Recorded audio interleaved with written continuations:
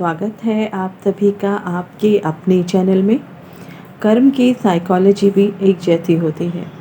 यदि आप अच्छे इरादों के साथ काम करते हैं तो खुशी आपके पीछे आएगी। यदि आप बुरे इरादों के साथ काम करते हैं तो समस्याएं भी आपके पीछे आएंगी। जिस इरादे से आप काम करते हैं और उसके परिणाम भुगतते हैं, यानी आप अपने कामों और अपने परिणामों के लिए खुद ही जिम्मेदार हैं। इसके पीछे कोई हायर पावर नहीं होती जो आपको रिवार्ड करे या आपको पनिश करे। हमारे कर्म हमारे इरादों पर आधारित होते हैं। इसीलिए हमारे जीवन में आकस्मिक घटनाओं को कार्मिक जस्टिस या कॉन्सिक्वेंस में नहीं गिना जाता। ये साबित करना भी असंभव है कि कर्म वास्तविक है, लेकिन जो लोग इसमें विश्वास करते हैं उनके लिए ये अवसर खुशी की ओर लेके जाता है। ऐसा इसलिए क्योंकि कर्म में विश्वास करने वाले अधिकांश लोग आमतौर पर बदले में कुछ अच्छा पाने के लिए अच्छा ही करते हैं। लोगों के साथ गलत व्यवहार करने से अक्सर फीलिंग हार्ड हो जाती है और ये भावनाएं ही जीवन में परेशानियों का कारण बन जाती हैं। लोगों को लगता है जैसा वो दूसरों के साथ व्यवहार करते हैं वही कर्म का वास्तविक अर्थ है।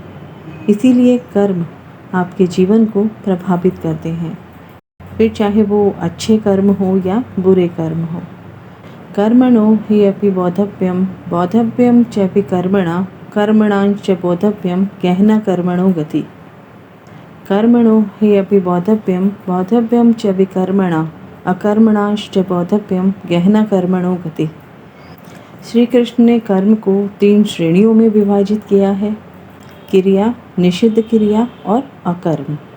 कर्म शास्त्रों द्वारा इंद्रियों को नियंत्रित करने और मन को शुद्ध करने के लिए सुझाए गए शुभ कार्य कर्म कहलाते हैं।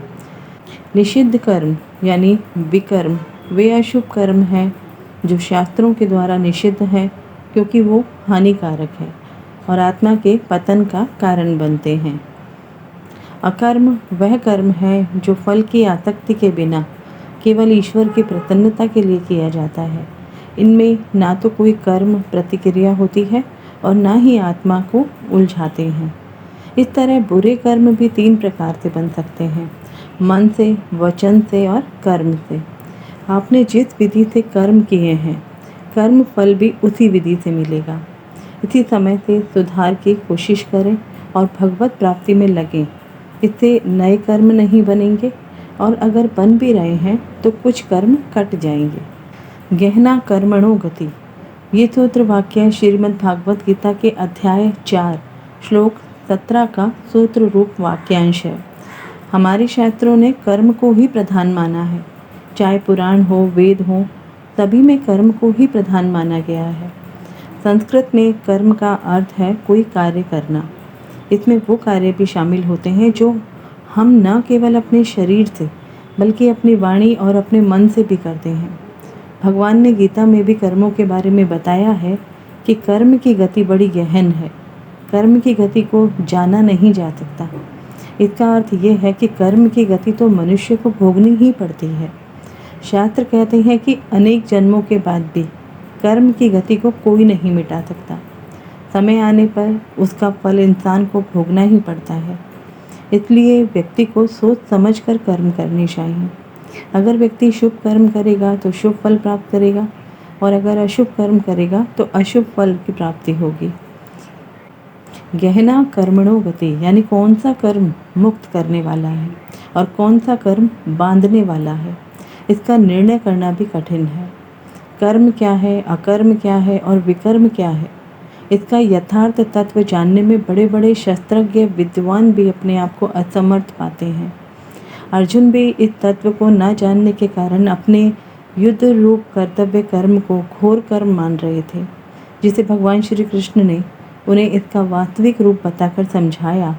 अतः कर्म की गति मतलब फलित होने की स्थिति का ज्ञान या तत्व, जिसे हम रिजल्ट के रूप में देखते हैं, ये बहुत गहन है, बहुत गहरा है। कर्म क्या है, इस पर गहन अंतर्दृष्टि देते हुए समझते हैं कि कर्म वास्तव में व्यक्ति के पिछले जन्म में किए गए कर्मों का फल है। इस प्रकार वर्तमान जीवन में आप जो कुछ भी बाहरी रूप से देखते हैं वो सब व्यक्ति के पिछले जन्म के आंतरिक इरादों का फल है। कर्म के बीज पिछले जन्म में बोए जाते हैं और इस जन्म में अपना फल देते हैं। इन कर्मों का फल हमें प्रकृति स्वयं देती है, भगवान नहीं देते। जब उपयुक्त परिस्थितियाँ मिलती हैं तो ये हमारे अनुभवों में पक जाते हैं।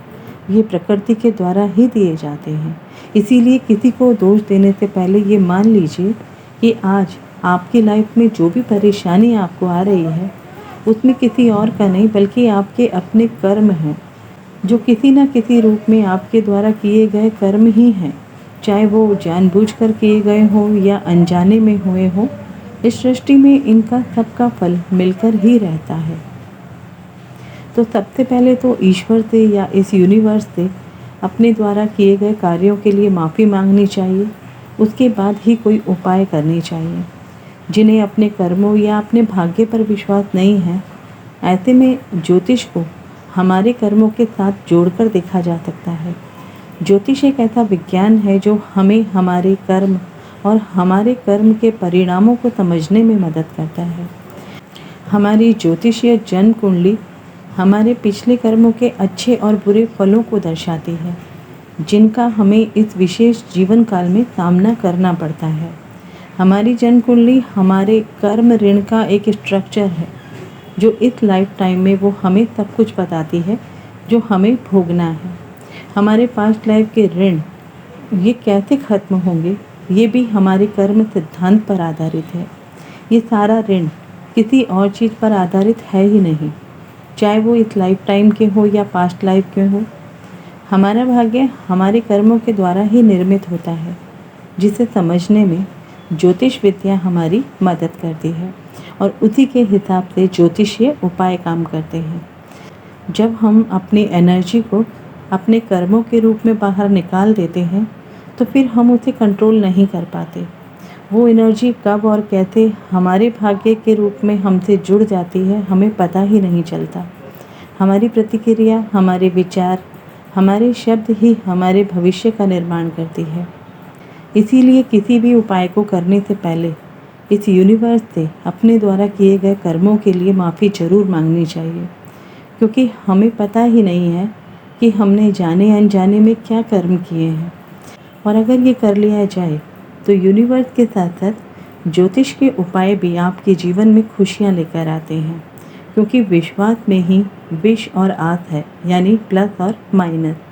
और इसीलिए कई बार इसी अविश्वास के कारण लोगों के जीवन में ज्योतिष के उपाय काम नहीं करते, और जो विश्वास करते हैं उनके जीवन में ये सभी ज्योतिष के उपाय तुरंत काम करते हैं।